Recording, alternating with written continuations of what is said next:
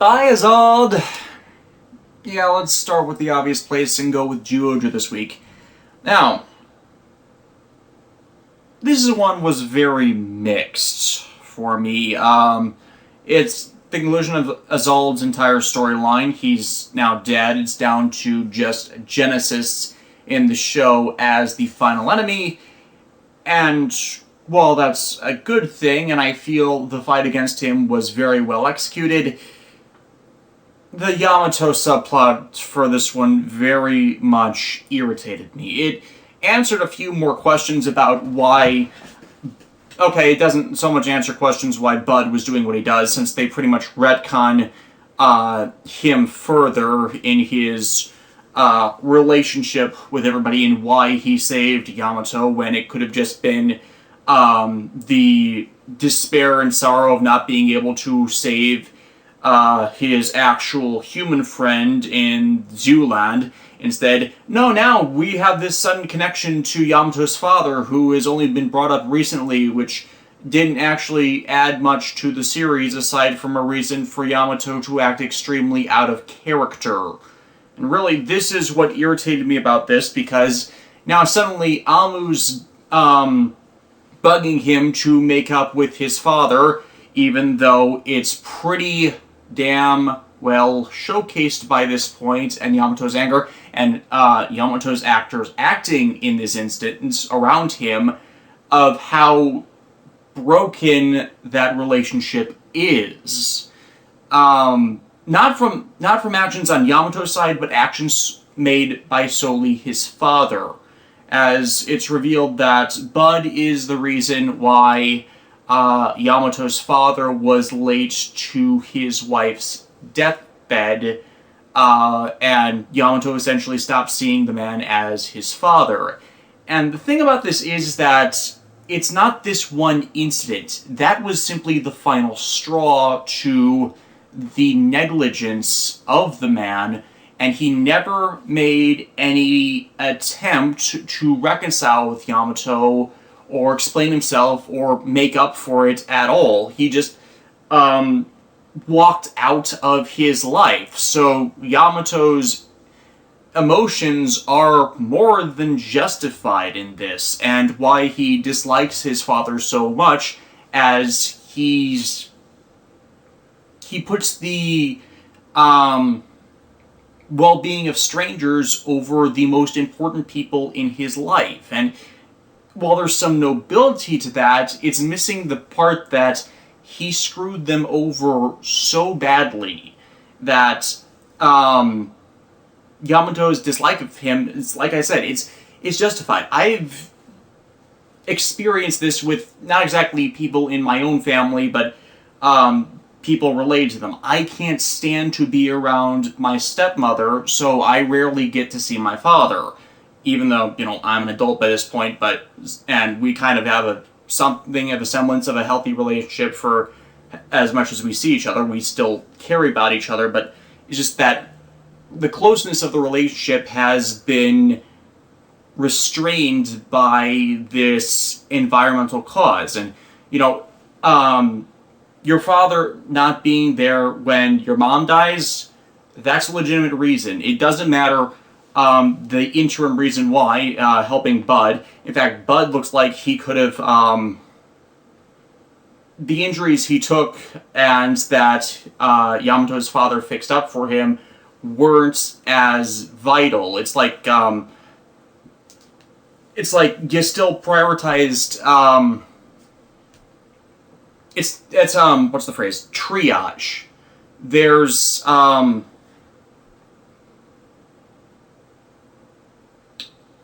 a priority to, what am I even trying to say at this point?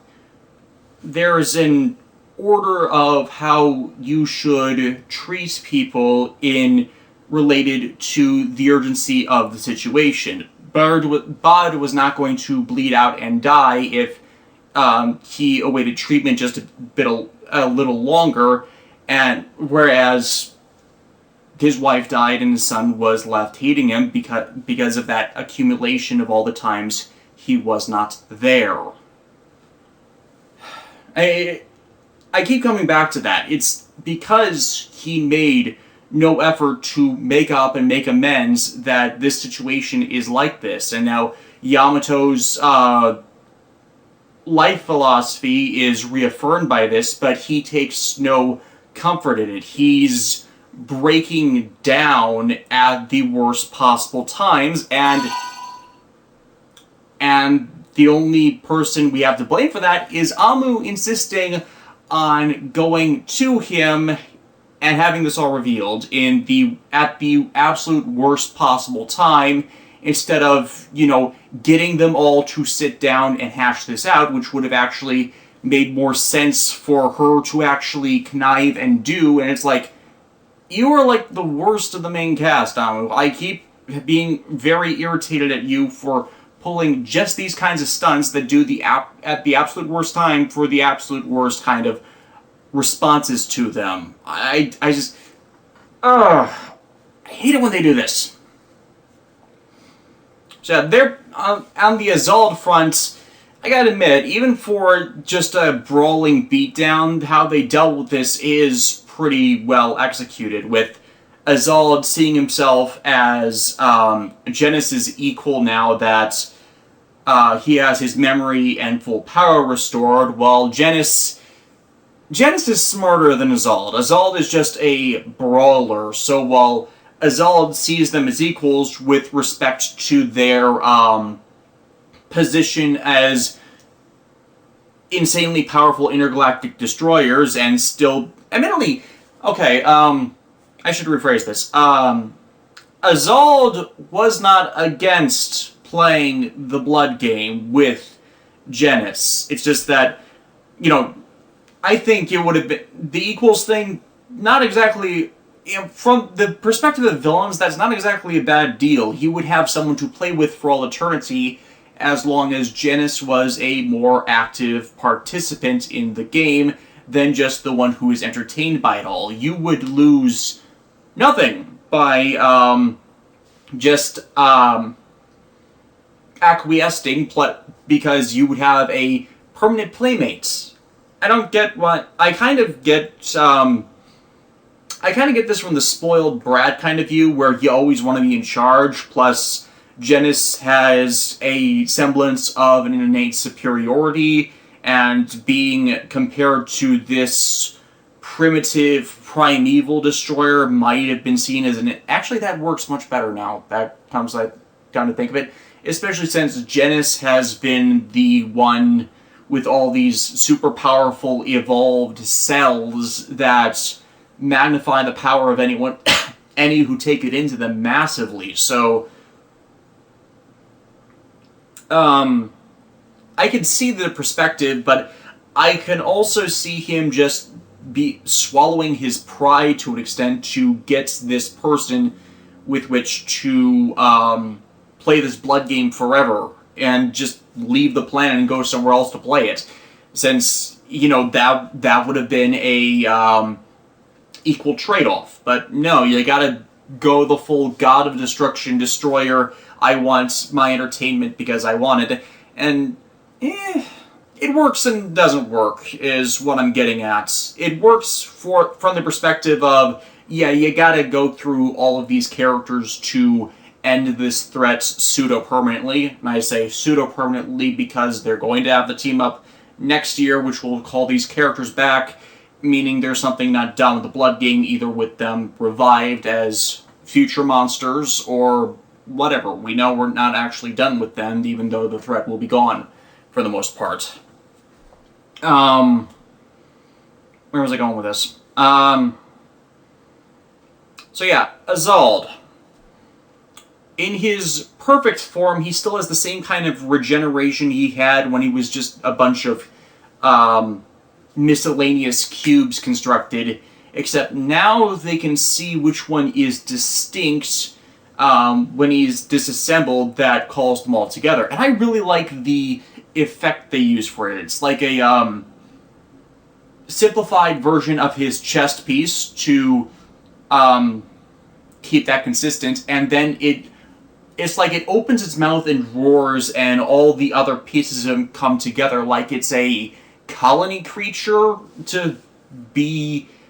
Yeah, that kind of works, because all the shards kind of swarm together to create the more complete entity. He kind of reminds me of Cell from Dragon Ball in some respects, except, he doesn't quite regenerate from a single cell. I didn't much talk about his design either, but I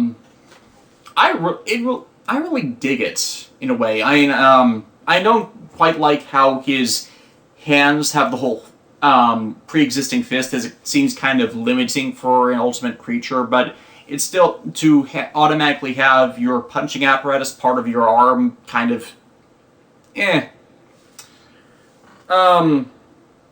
but yeah, everyone else really seemed to be standing more up to the plate for fighting off Azald and being more proactive in that, and that's why the Yamato part of this and the diversion they put him through in this episode irritates me so much.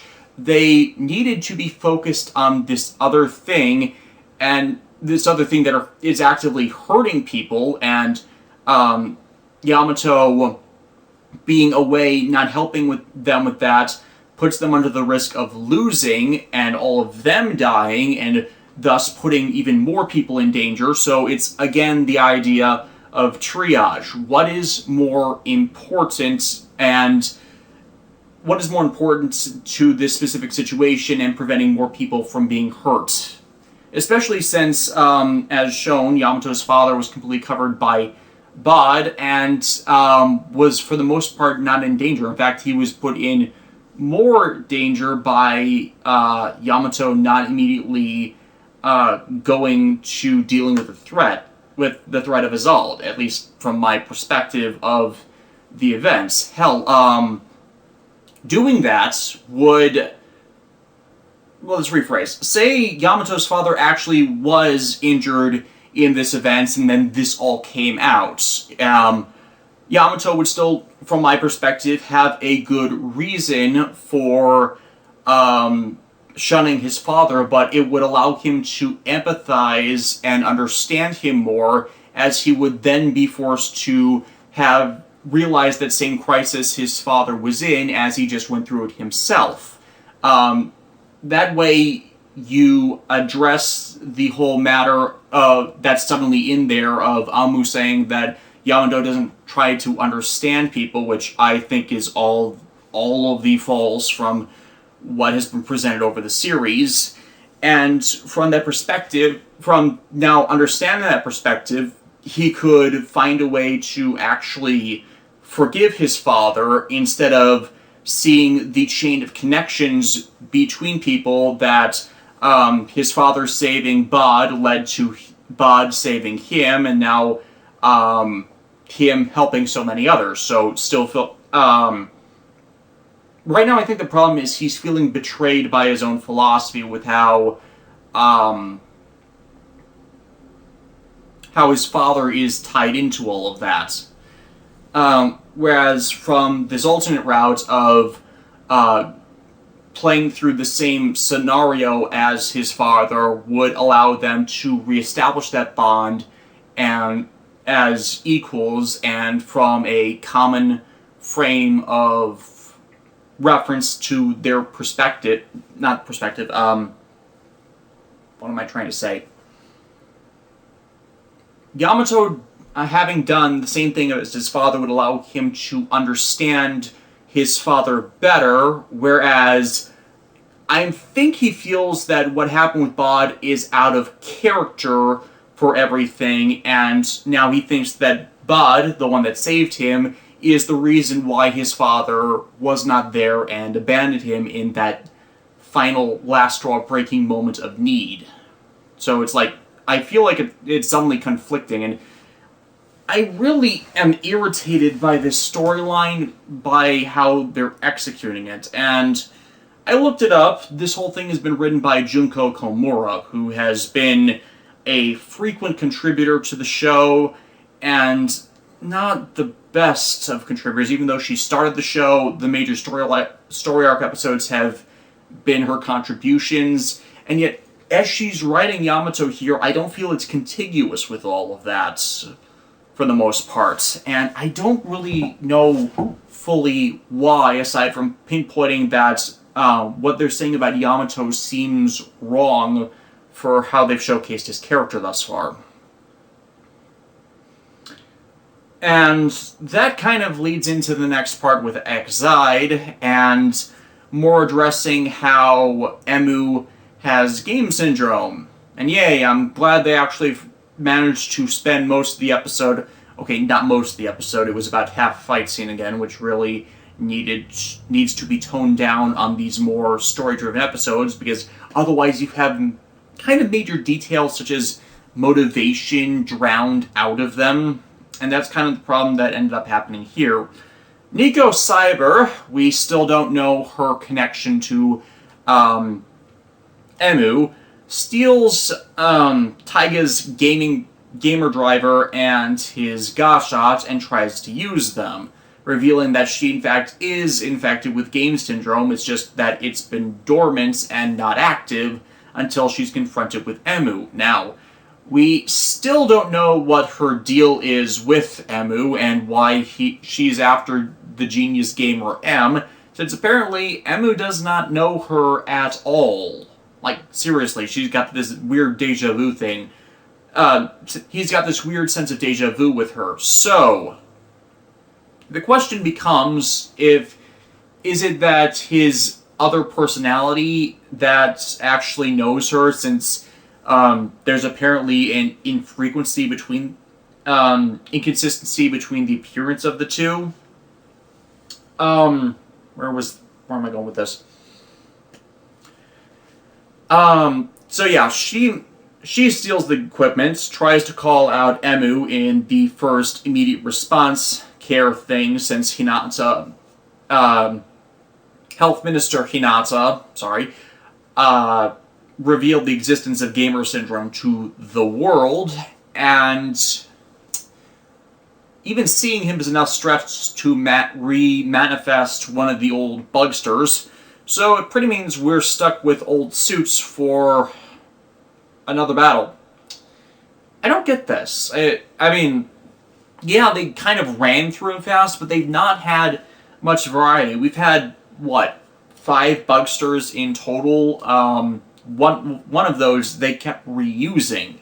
And now they're reusing all the originally manifested suits, and it's like, this show is being done ridiculously on the cheap if you can't even afford more monster suits, or more thematic game suits, or that's neither here or there for the moment, actually. Considering how Ghost had the issue in its dead center of the series, and then Georgia had that issue in the dead center of its series, this might just be an issue of either budgeting or time constraints for Rainbow Zoken. Like with how Mugen debuted late because they were working on Amazons. Could this be because they're working on all these other projects like the Gavan Deca Ranger movie or Amazon Season 2 that is just taking priority for them? I don't know. I need to find some source on that. Anyways, so Dan comes in to try and claim the Mighty Brothers Gashot again, only to find himself overwhelmed again, as everyone else tries to fight off all the forces, and they do, and Dan retreats before Taiga confronts him over his learning of Emu's game syndrome.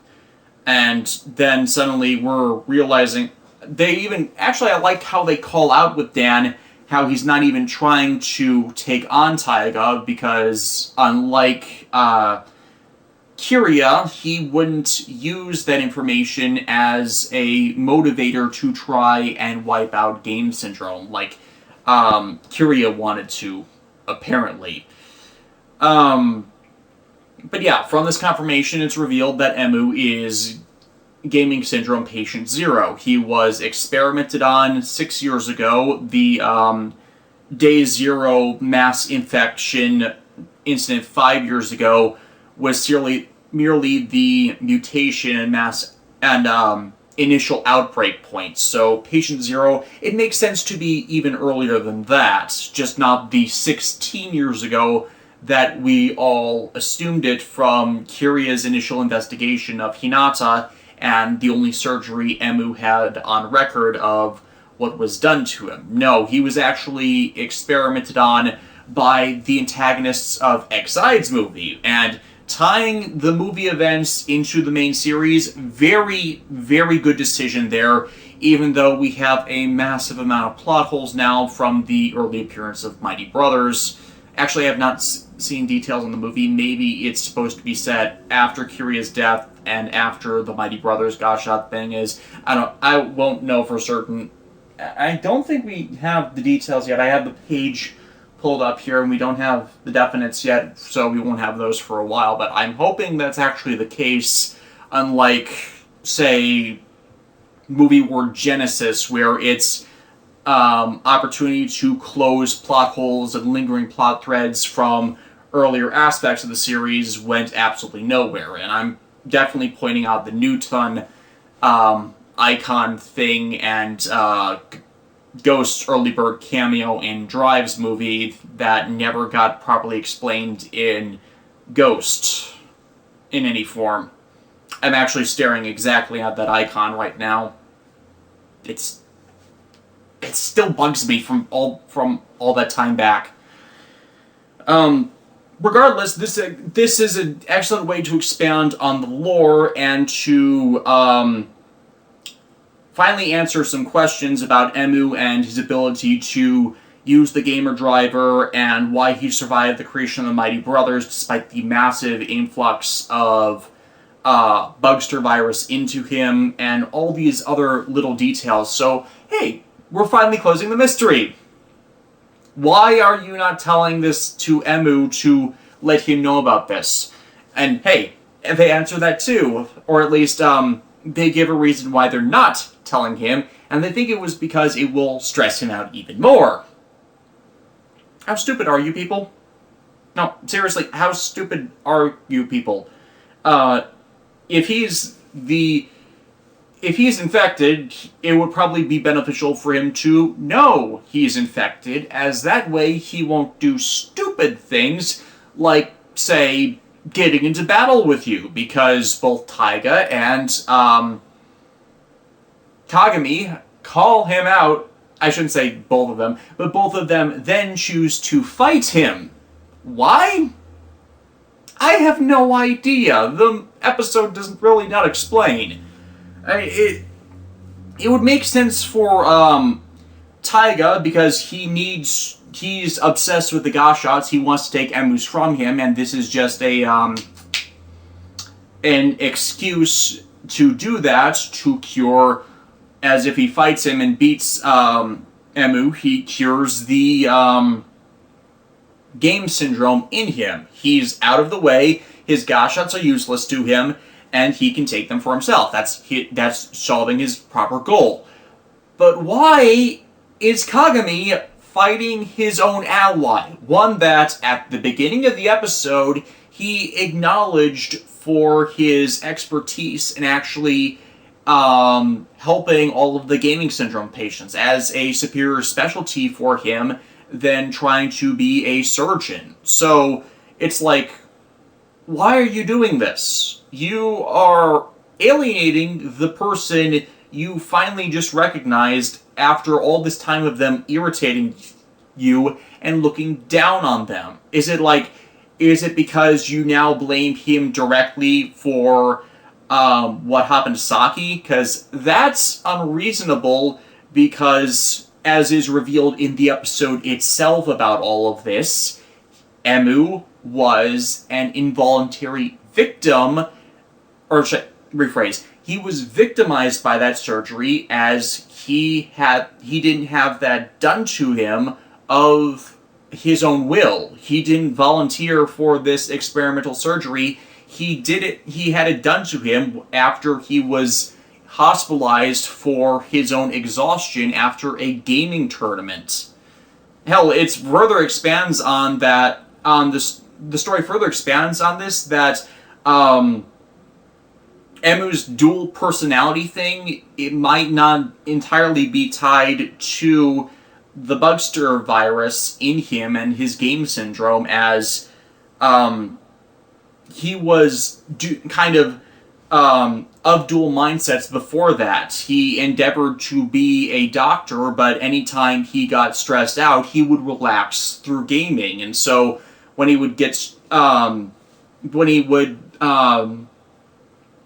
it was a relaxant for him, and it's something he really enjoyed. So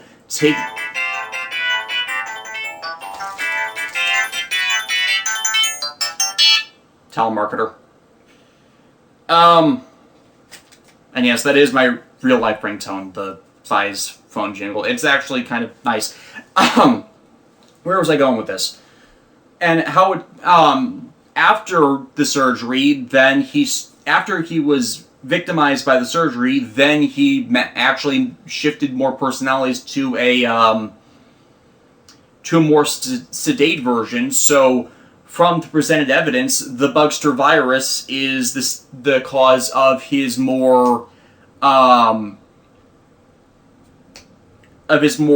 sheepish and less antagonistic persona than the more not rambunctious, eccentric and excited and giddy gaming self. So if by their logic, by Kagami's logic, I assume the logic they presented in the story, him taking on his Emu persona is a stress reliever, like the personality he normally uses when he's a writer.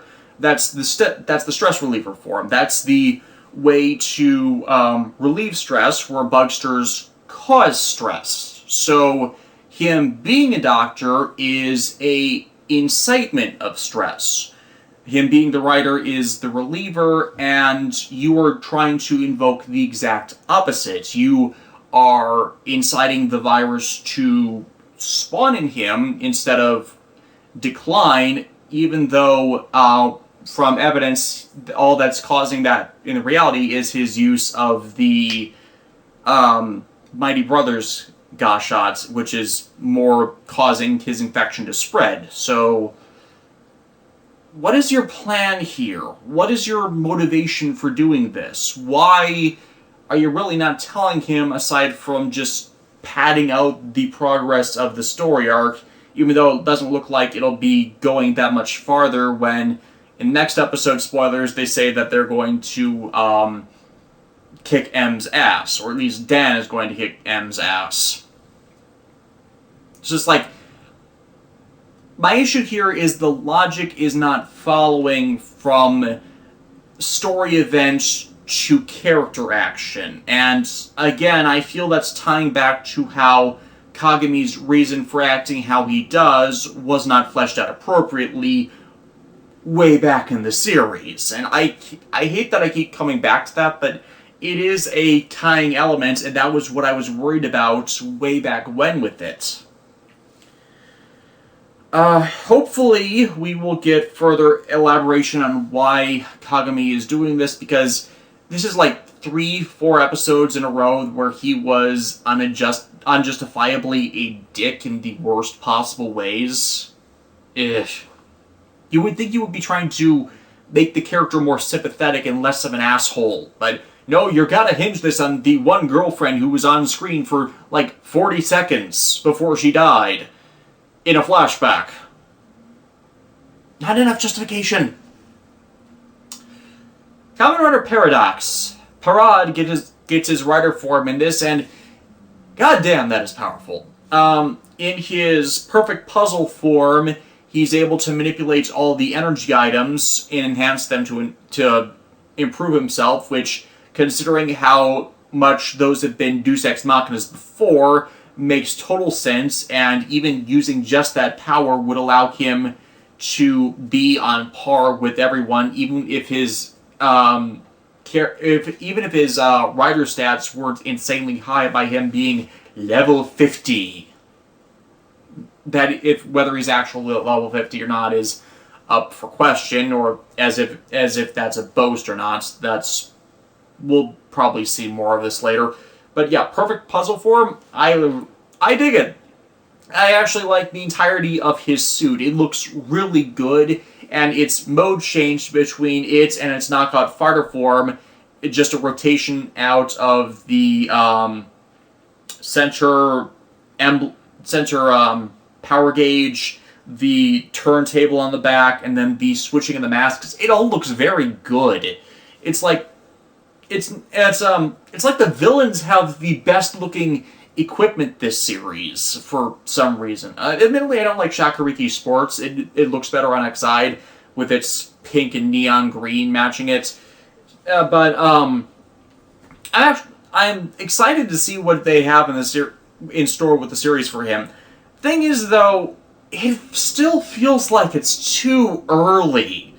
I mean, like I said, we just had the Mighty Brothers Gashot premiere 2 episodes ago. We have had no time for it to be part of the status quo with its level 20 form, and then we now have a rider with level 50 powers that can kick everyone's asses. So it's like, I've described this before, the Lensman's Arms race. The race for each side to power up as much as they can and then just wail and beat the crap out of each other with each one's newest development outpowering the other, and instead of it being a steady incline to ramp up the tension, you're jumping leaps and bounds now, and this really started with Ghost, with how most of its battles would always be curb stomps either one way or the other.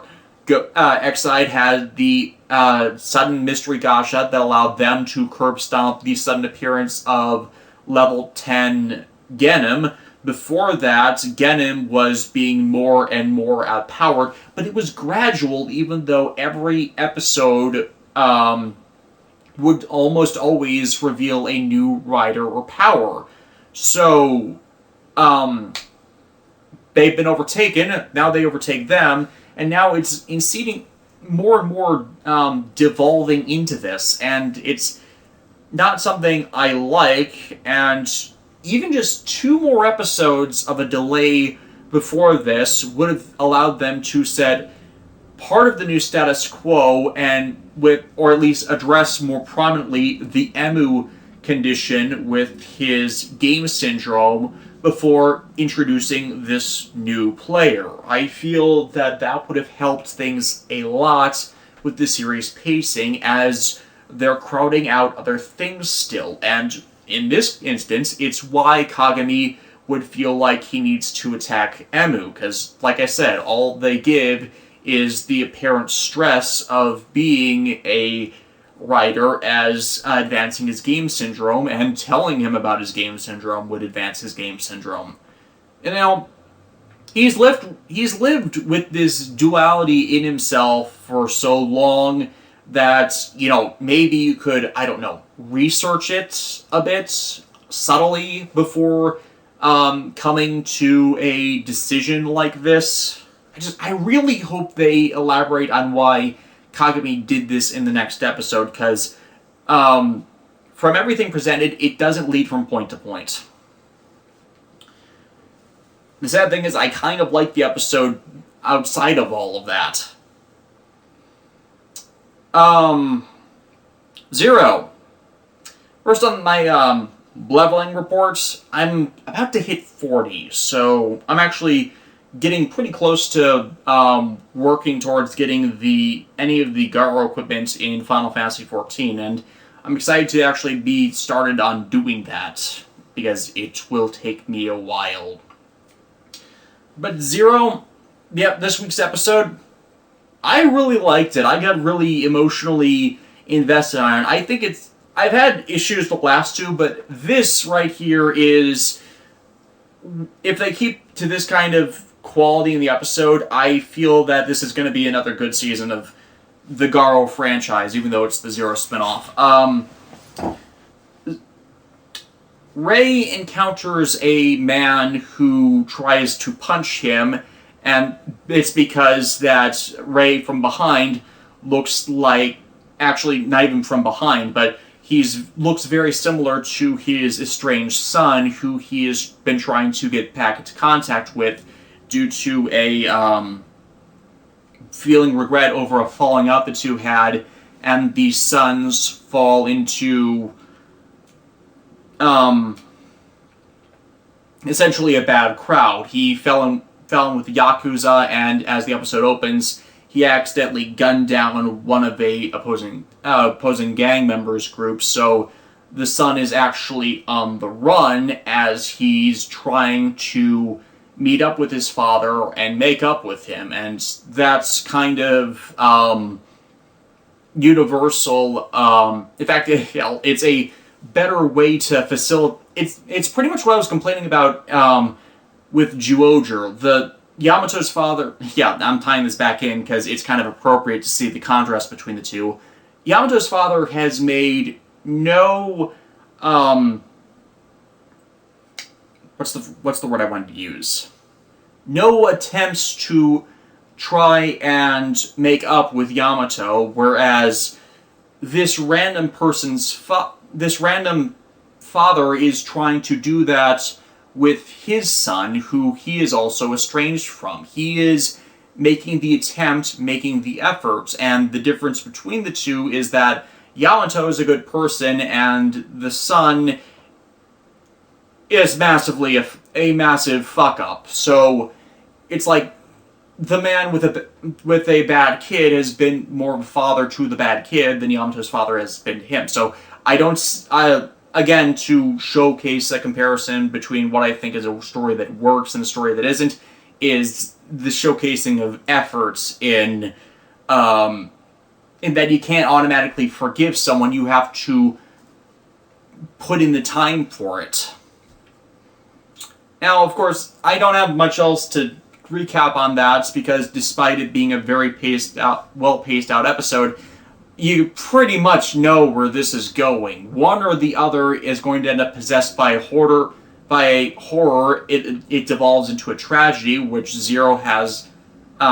Rei has to intercede on and end up killing one of the others, so it's a tragedy that the two will never meet again. And since they've done the father with respect to the son one, and it makes more sense for them this time to do it with the son, and his reason for contracting with the horror that damns him to never actually fulfill that last wish is, of course, by even wanting the wish in the first place. The desire to survive against the Yakuza and gets him possessed by the horror. He kills the Yakuza.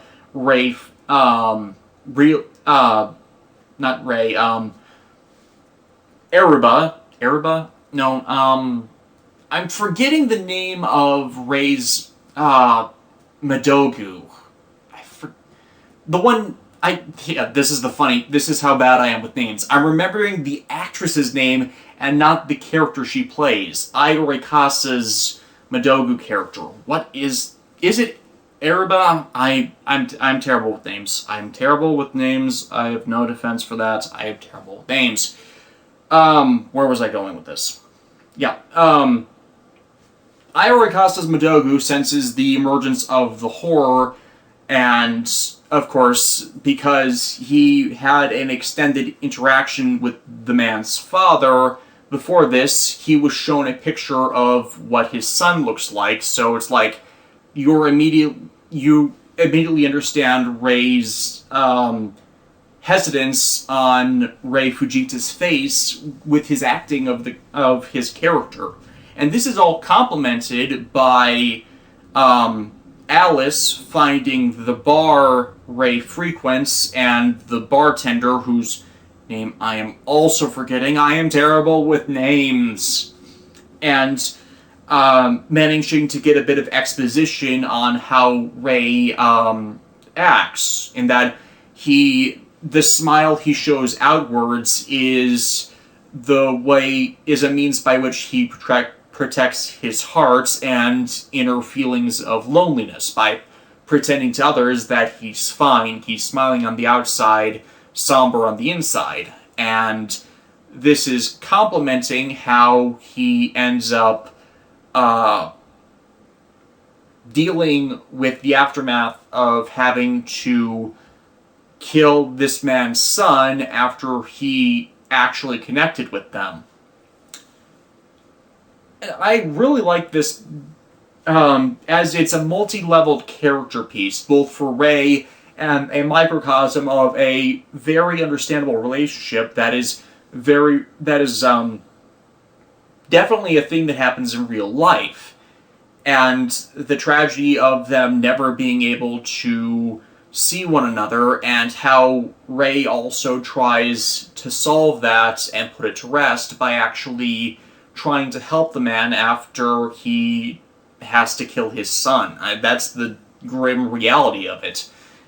He has to, in a way to at least give the man closure, he uses a fountain pen that was given to the man's son by the man himself, and writes him a farewell letter and lets himself be the stand-in to the man saying goodbye to his son. And its atmosphere is perfect, acting is perfect, it's reflective of real emotions people feel. It's definitely all of the strengths of the Garo series in its means of telling these kinds of stories. Of course, then we get more of the main story plot at the end, with the Dragon Knight emerging from his sealed-in carcass, and apparently Kagome's brother wanted to unseal this Dragon Knight because of he saw them needing this guy's power because of all the massive horror resurgences of the relative recent times in the Garo series. And considering this is about 5 years after the events of Makai Senki, where they had the third Messiah Class horror outbreak in such a short span of time, I can understand where they're coming from, as this is definitely closer to that side of the timeline than versus, say, Raiga's timeline where they had the emergence of Eris, or Ryuga's timeline where they had most recently the emergence of Radam. And I say timeline when I should be saying eras. It does more like seem like it's in a different era in the same timeline than an entirely distaffed timeline to begin with.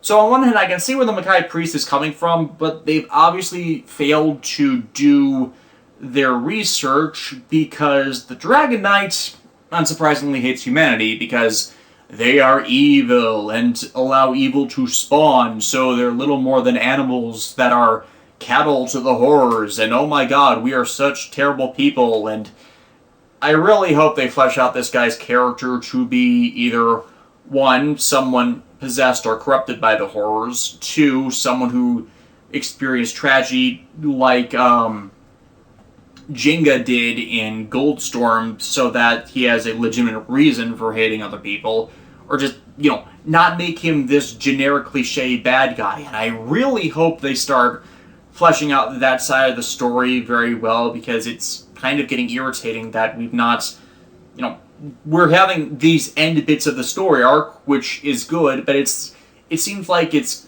got caught out over an extended period. Rephrase. The stuff with Rei appears to be occurring over an extended period of at least a few days to a week, while the stuff with the Dragon Knights feels like it's been going on within the same day. So the flashbacks seem disjointed with the continuity of the rest of the series. Though, hopefully once Kagome meets up with Rei and whoever else is... We know Rekka's going to be around here somewhere, but hopefully these are just establishing points and not meant to be occurring over such an extended period like Rey's duties are being. So, yeah. Zyuohger, frustrating. Exide, frustrating due to the pacing. Zero, best episode so far. Updates on things.